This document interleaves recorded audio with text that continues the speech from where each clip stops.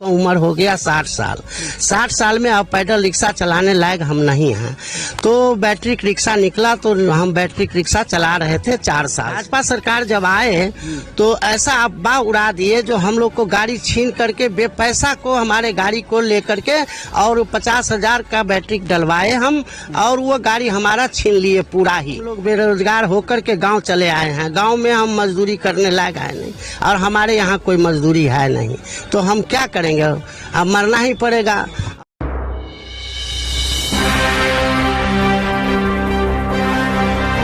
नमस्कार, बिहार मिथिला न्यूज में आपका स्वागत है। मैं हूं मनोज। देखिए, जब हम गांव घर में घूमते हैं तो अगर कोई ऐसा व्यक्ति मिल जाता है जिसकी समस्या है जो कि बहुत ही महत्वपूर्ण रखता है, दूसरे लोगों की भावनाओं का भी सामने लाता है। हमारे सामने एक व्यक्ति, क्या नाम है आपका? सुरेश राय। अच्छा, कहाँ घर हुआ? बिरनिया चौक पर। बिरनिया घर हुआ जी। अच्छा, आप कहाँ रहते थे पहले? पहले रहते थे दिल्ली में पैदल रिक्शा चला रहे थे, गुजर बसर चल रहा था। उसके बाद जो है 5-7 साल से बैटरी रिक्शा चला तो अब हम लोग का उम्र हो गया 60 साल। 60 साल में अब पैदल रिक्शा चलाने लायक हम नहीं हैं। तो बैटरी रिक्शा निकला तो हम बैटरी रिक्शा चला रहे थे 4 साल से। तो उस टाइम में ठीक था, चल रहा था।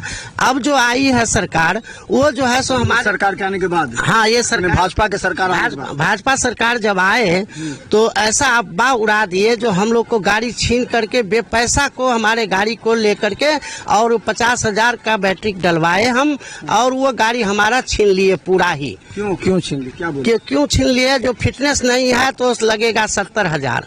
अब गरीब आदमी हम 70,000 कहाँ से लाएंगे?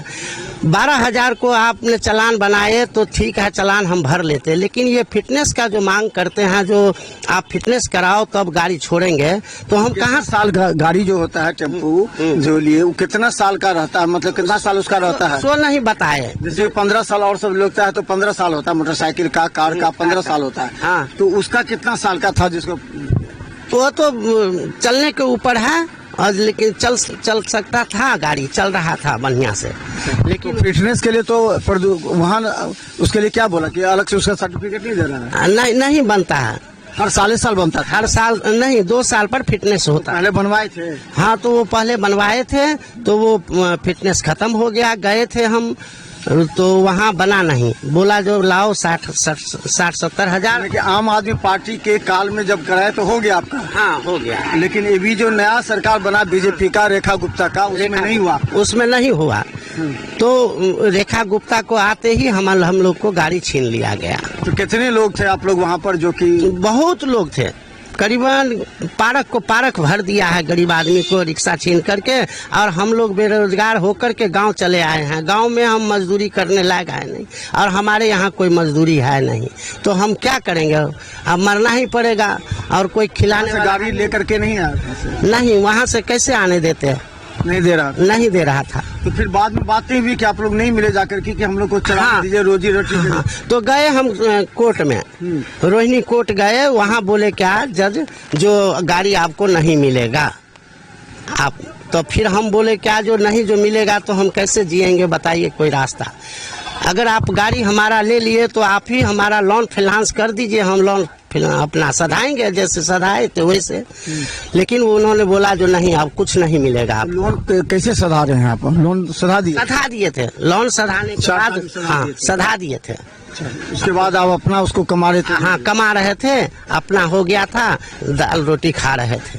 तो क्या लगता है कि आम आदमी का सरकार अच्छा था कि बीजेपी का सरकार? नहीं, आम आदमी का सरकार में बहुत बढ़िया हम लोग जी रहे थे और चल रहा था।